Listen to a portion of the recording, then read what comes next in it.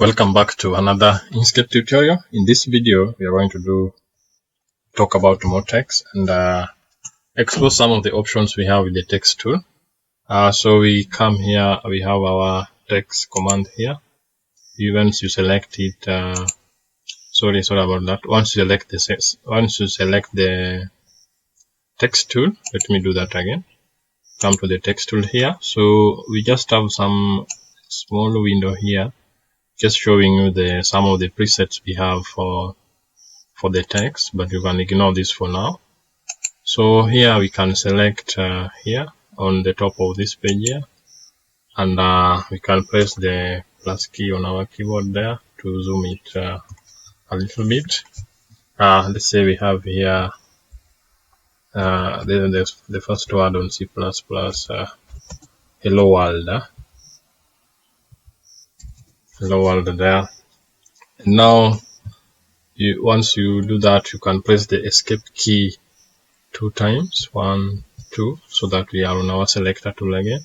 So we can press the selector tool, and I don't know why that keeps on happening, but once you type the text here, you can just go directly to the selector tool there.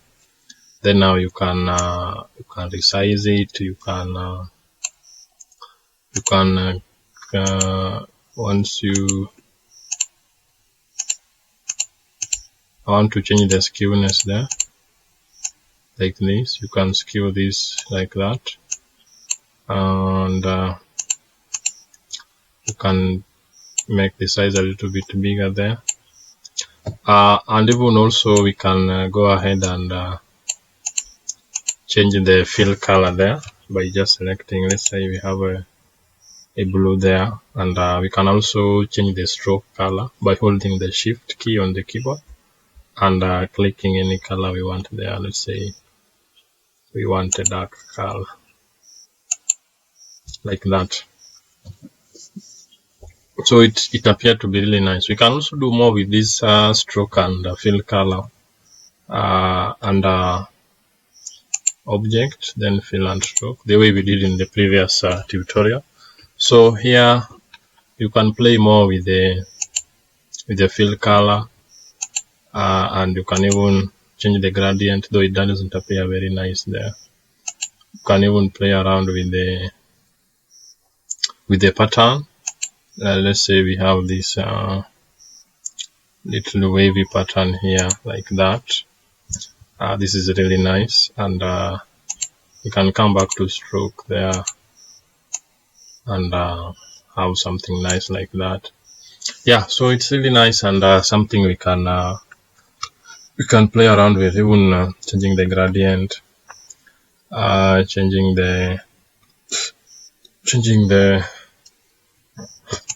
the orientation there.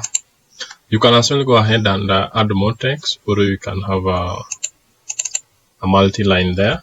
Let's say we have hello world, so we can say add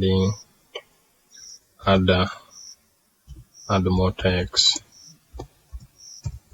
You can press the minus key on your keyboard to just zoom out a little bit. You can continue doing that, and so that's that. You can make it a little bit straighten,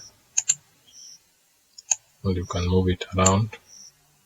So we can also do more, like we can come to our text tool and even type more here, more text in a new window. You can come again and select font and text and font. Let's just type something like that, text and font. So on text now, you can also have more options here. When you come to text, then you select text and font here. We'll have it here. So whatever is selected here, you can just play around with the type of font you want, and you'll have a preview window here. And on this side, you can just make it italic, or you can have it bold. Once you do every settings here, you have the font size there. You can change that. If you hit apply, then everything changes. So I'll really advise to change your text that way, unless if you want to use this selector tool to resize your text, you should hold down the control key so that everything remains proportional. Other than if you do that without holding the control key, your text might appear a little bit weird there. Let me just press Ctrl Z to undo that. So it's always ensure that you maintain the proportionality by holding down the control key and using these tools to resize your text there. Another thing I wanted to explain is how you can control spacing. You realize here the space between the two is or the space between words is a little bit big.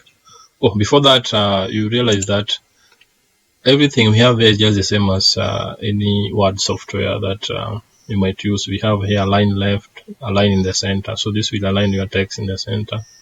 This will align your text towards the right. This will just allow your text to flower text, like they fill a certain area.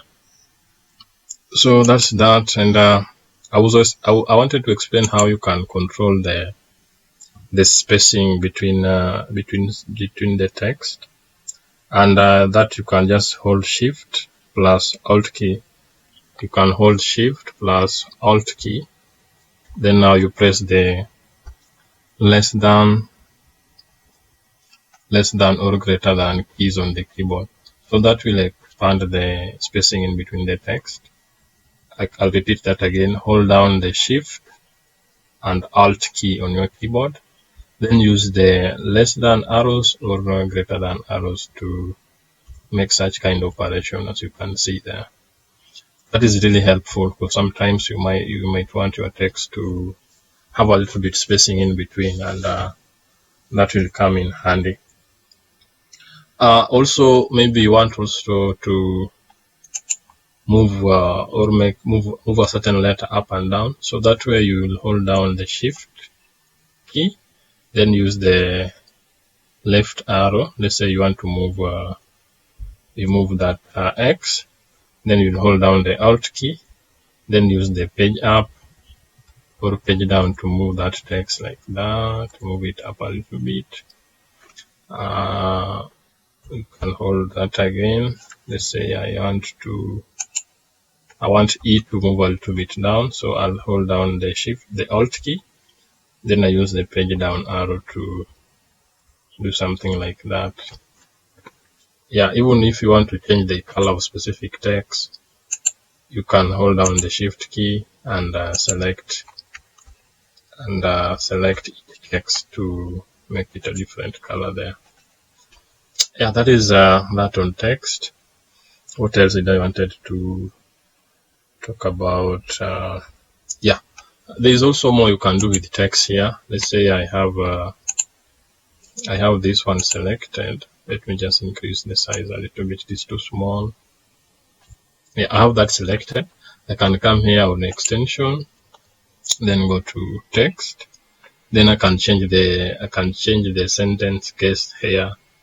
I can make it title case, where each word will be capitalized. Not each word, but the beginning of each word will be capitalized. So there's a lot I can do here on extension. Then text, I can have uppercase, I can flip case there, whereby, so that's now looks like interesting. Can also come again here, text. You can randomize case and all that. So I'll just undo what I did. So there's more you can do with the extensions there also on text. Also, while I have this selected, there's also something I wanted to show you on path, text on path. Let's say I have my circle there, and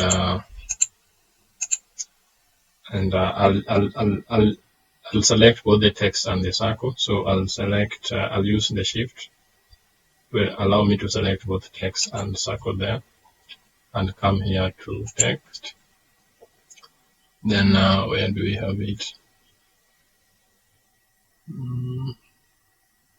Put on path. Yeah. So under text you see put on path. Then that will be up. We'll have some round image there. So I can rotate this as well, like that. So have text like that appearing some. So this usually comes in that probably when you are designing a logo and you want text to appear nicely on a particular path. And I think this is all about text and font. Maybe you can also play around with that and see how things turn out. Get familiar with it, and also try doing other curious things with the text and font. Thank you for watching. Really appreciate it. Catch you next on my next tutorial.